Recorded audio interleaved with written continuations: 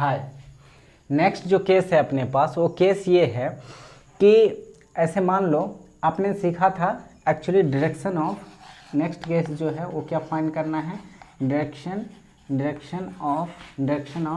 Resultant vector that is यून that R. Resultant vector क्या होता है, आर।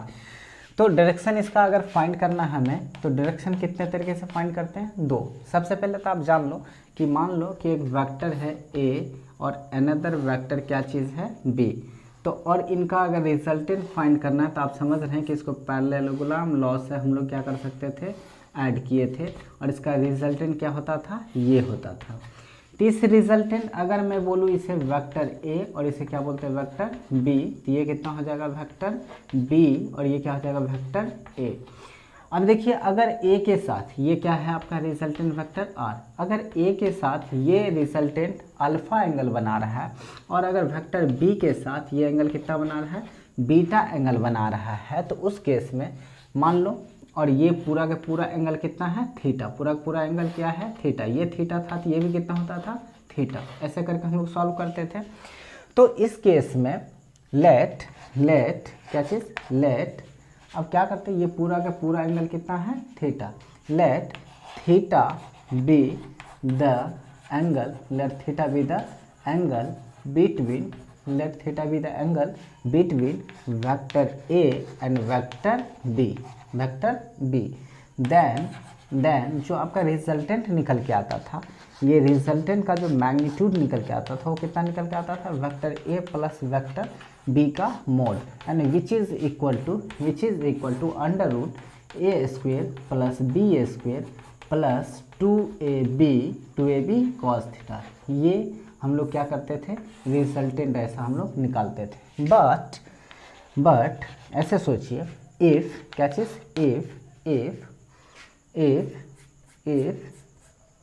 एंगल, ऐसे सोचिए ये जो आर है आपका रिजल्टेंट फैक्टर, इफ आर, ये जो रिजल्टेंट फैक्टर है R, max angles alpha and beta with vectors A and vectors B, then आपका जो टेन अल्फ़ा होगा, क्या चीज़ हो जाएगा, टेन अल्फ़ा। तो टेन अल्फ़ा कितना हो जाएगा बताइए, याद कीजिए क्या किए थे, टेन अल्फ़ा के लिए ये चीज़ लेते थे, तो ये कितना होता था बताइए, बी क्या होता था बताइए, बी कॉस थीटा, और ये कितना होता था, बी साइन थीटा। तो हम लोग ऊपर में क्या लेते थे, परपेंडिकुलर बाय बेस, कितना होता था बताइए, ये हो जाएगा बी साइन थीटा बाय, नीचे में कितना हो जाएगा बताइए, A plus B cos theta. But ये अल्फ़ा नहीं लेने की वजह, अल्फ़ा लेने की वजह अगर ये हमको टेन बीटा लेना पड़े, टेन क्या लेना पड़े, बीटा, एंड टेन बीटा, तो टेन बीटा जो है आपका क्या निकल के आ जाएगा, बस एक जगह देखिए बीटा ई है, बीटा के लिए इस बार गौर से देखिए, बीटा का ऑपोजिट साइड परपेंडिकुलर होता है। इस बार एक्चुअली आपका जो परपेंडिकुलर ये नहीं, इसका परपेंडिकुलर किधर चला जाएगा, बाहर, तो इसलिए परपेंडिकुलर इस बार क्या हो जाएगा, इसका एक बी के जगह कितना हो जाएगा, ए साइन थीटा, कितना हो जाएगा, ए साइन थीटा। तो इस बार टेन बीटा अगर लेते हैं कितना हो जाएगा, A sine theta whole divided by B plus A cos theta, ये हो जाएगा आपका डायरेक्शन। तो याद रखिएगा, अगर क्या में रिजल्टेंट के साथ दो एंगल अल्फ़ा और बीटा अगर बनाते हैं रिजल्टेंट, तो उस केस में जो डायरेक्शन होगा, टेन अल्फ़ा हो जाएगा B sine theta by A plus B cos theta, while tan beta जो है A sine theta by B plus A cos theta. इस तरह से हम लोग क्या कर सकते हैं, डायरेक्शन फाइंड कर सकते हैं। बट जस्ट थिंक कि अगर हमें, ऐसे सोचिए, आप लोग ऑलरेडी क्या कर सकते हैं कि रिजल्टेंट वेक्टर का फॉर्मूला आप लोग जानते हो कैसे, ट्रायंगल लॉ से और पैरेललोग्राम लॉ से, vector law of addition, parallelogram law of addition, हम लोग दो तरीके से सीखा कि रिजल्टेंट कैसे फाइंड करते हैं। और दोनों केस में जो अपने पास रिजल्टेंट आया, वो रिजल्टेंट क्या निकल के आया बताइए, वो रिजल्टेंट निकल के आया था under root A square plus B square plus 2ab 2ab cos theta, 2ab cos theta. इस तरह से हमारा रिजल्ट निकल के आया by both the laws of triangle law of vector addition and parallelogram law of vector addition. But आपको क्या कहता है, सोचिए ये जो वेक्टर ए है, यानी कि अगर वेक्टर ए का मैग्नीट्यूड और वेक्टर बी के मैग्नीट्यूड, ये दोनों के मैग्नीट्यूड अगर इक्वल हो जाए, just let it be that is F, let it be that is F.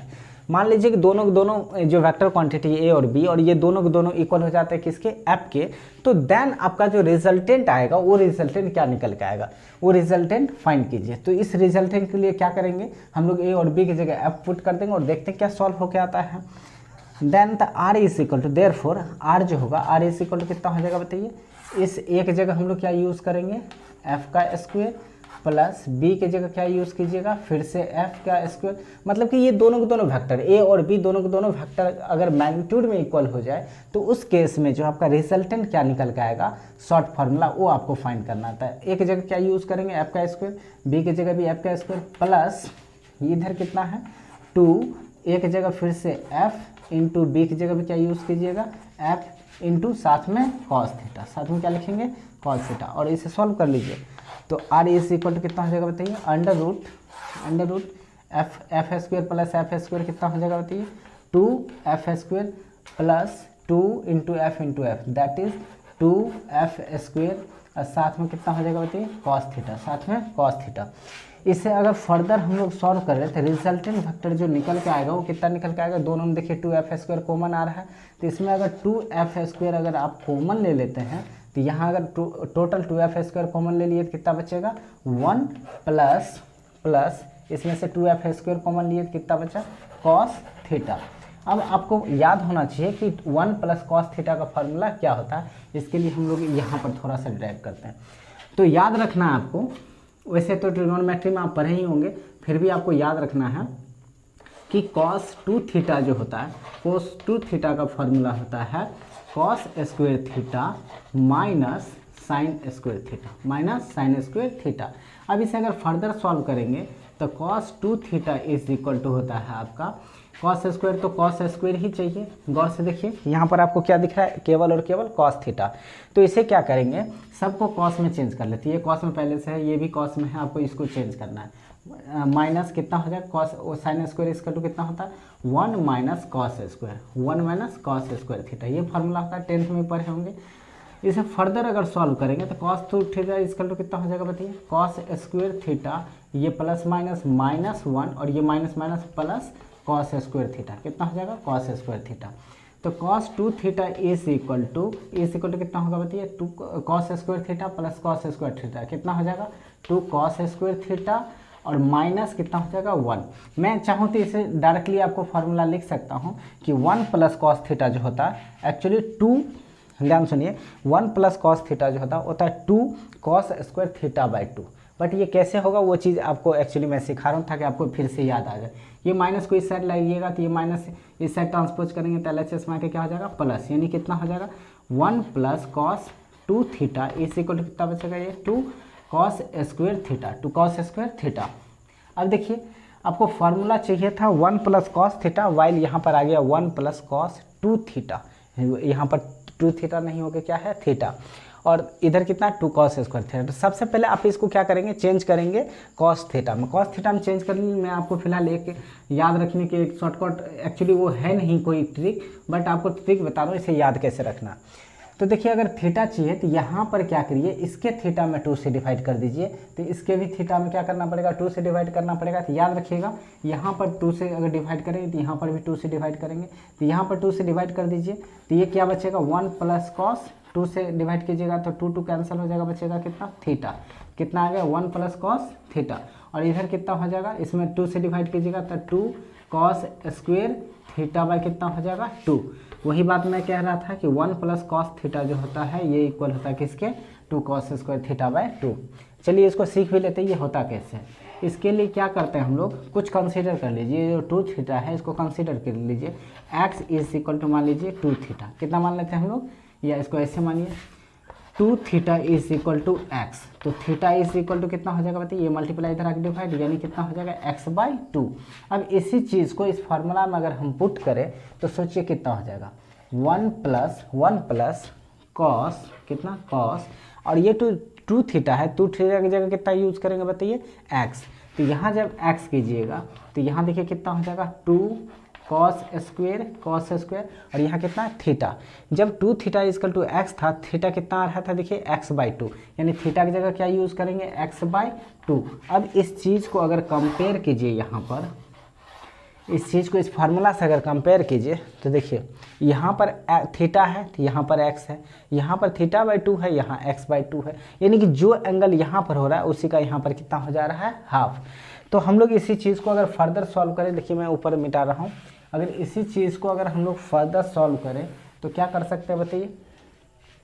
ये r का तो r ही रह जाएगा, r = अंडर रूट कितना हो जाएगा बताइए अंडर रूट, ये जो 2f² है ये 2f² ही रहने दीजिए,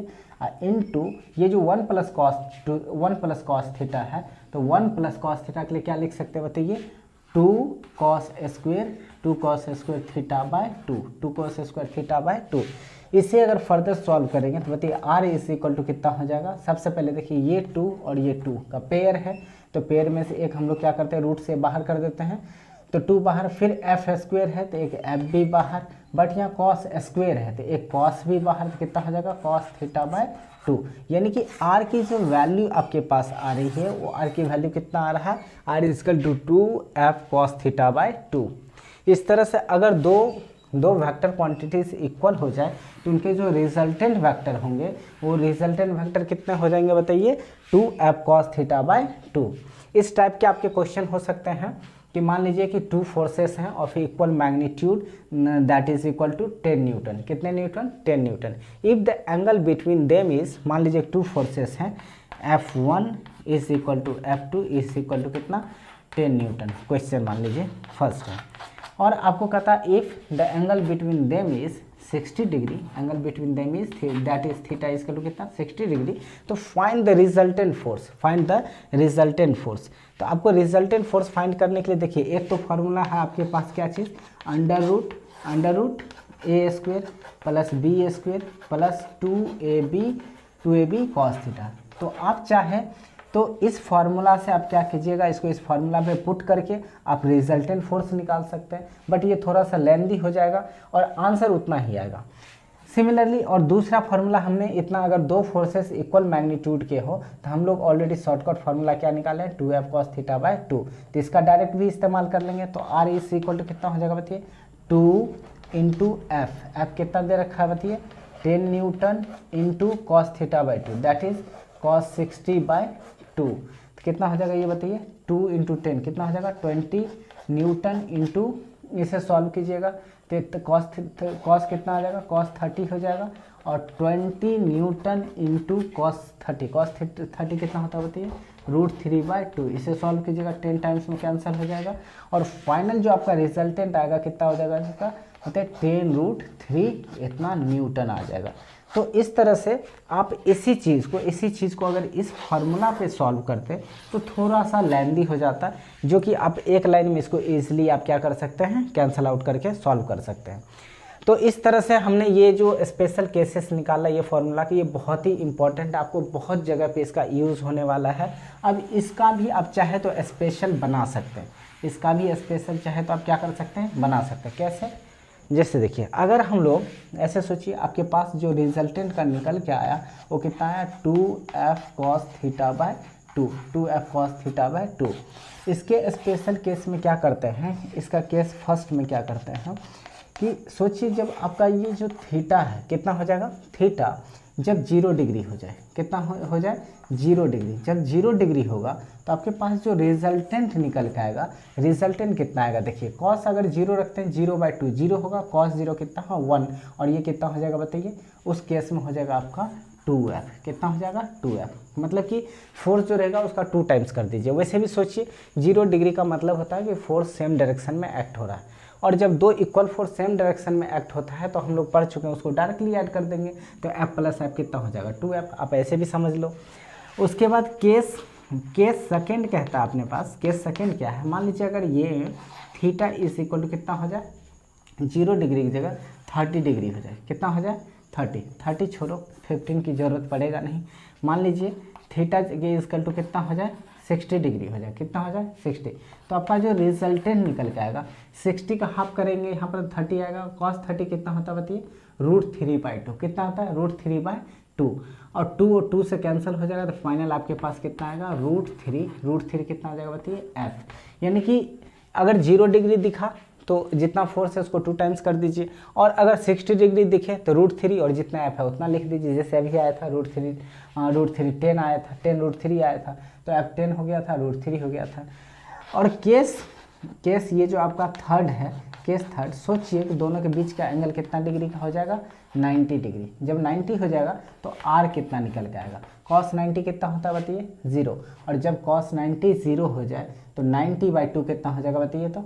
45, और cos 45 0 नहीं होता है। तो cos 45 कितना होता है 1/√2, 1/√2 को इससे मल्टीप्लाई कीजिएगा तो ये √2 टाइम्स में कट जाएगा, बचेगा क्या चीज़ बताइए √2f, कितना हो जाएगा √2f। नहीं समझ में आया, सुनिए एक्चुअली आपके पास क्या चीज़ दे रखा है 2f cos θ/2, तो 2f इंटू cos θ कितना लिखिएगा बताइए, आपने कितना रखा है 90, और 90/2 की जगह कितना हो जाएगा 45, और 2f इंटू cos 45, जो cos 45 कितना होता है बताइए 1/√2। मैंने कहा या तो इसको √2 से 2 को कैंसिल कर दीजिए तो √2 टाइम्स में कैंसिल हो जाएगा, या ये भी नहीं समझ में आता है, ये जो √2 है इस 2 को हम लोग क्या लिख सकते हैं बताइए √2 इंटू √2, क्योंकि √2 को √2 से मल्टीप्लाई करेंगे तो क्या निकल के आएगा 2। अब देखिए इस √2 को √2 से कैंसिल कर दीजिए, फाइनल क्या बचा √2f। इसी चीज़ को मैंने यहाँ लिखा √2f। अब सोचिए अगर केस जो है केस अगर फोर्थ की बात करें तो यही थीटा को अगर मैं कर दूं कितना 180 डिग्री, कितना कर देते हैं 180 डिग्री, तो आपका जो रिजल्टेंट r निकल के आएगा वो कितना आ जाएगा, इसका हाफ हो जाएगा। 180/2 कीजिएगा तो हो जाएगा 90, या cos 90 कितना हो जाएगा 0, और cos 90 0 होगा तो रिजल्टेंट कितना हो जाएगा बताइए 0।